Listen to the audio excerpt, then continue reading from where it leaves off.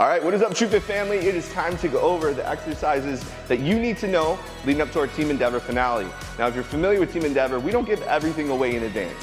We have plenty of exciting roadblocks throughout the course that we don't tell you about until the day of. So it's important, obviously captains have to be there to register your team during the registration period, but it's also important that you have at least your captain. We'd love for your whole team to be there during our athlete overview kickoff, where we go over the whole course in full.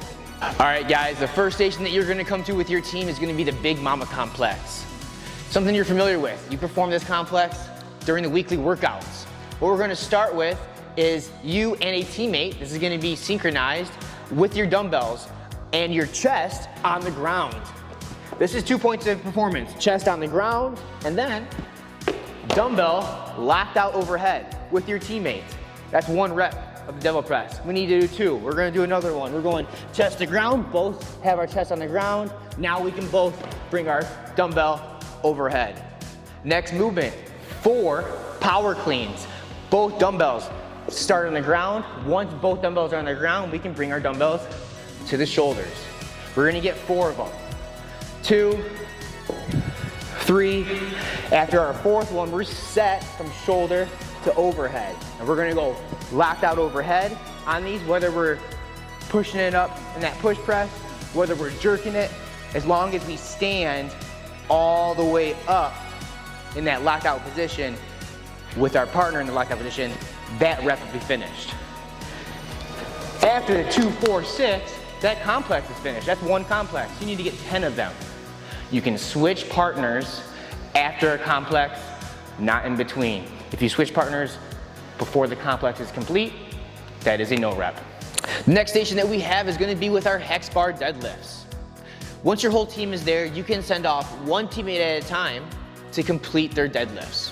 You'll see that there's 6 different platforms with 6 different hex bars and 6 different weights.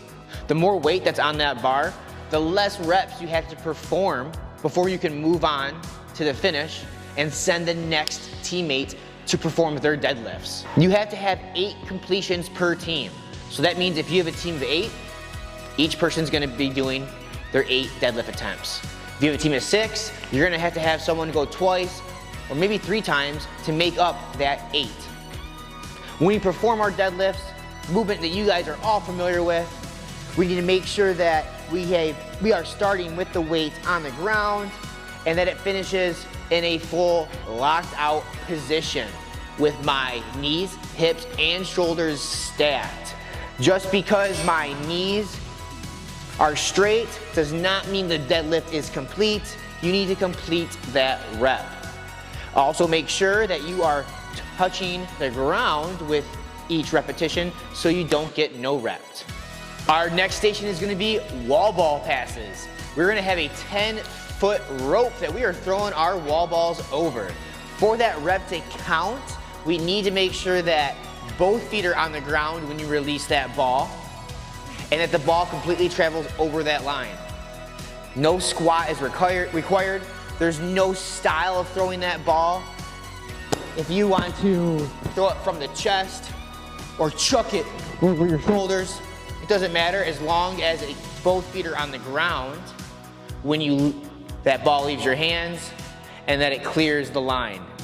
We have to avoid any alley-oops because we don't want our partner on the other side to just tapping it over. What most reps are gonna look like is passing with your partner over that line. If we were throwing over our target line, we're just gonna try and keep a rhythm.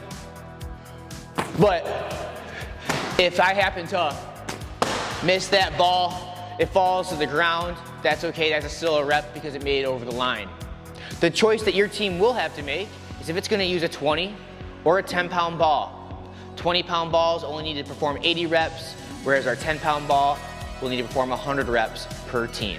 With our synchronized kettlebell high pulls, you and a partner from your team can complete all 100 reps, or you can change partners as you would like, as long as you got 2 teammates performing these in sync.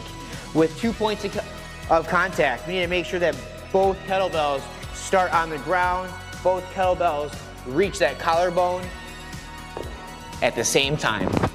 It's worth waiting maybe an extra second to stay at the same pace as your teammate so you do not get no reps.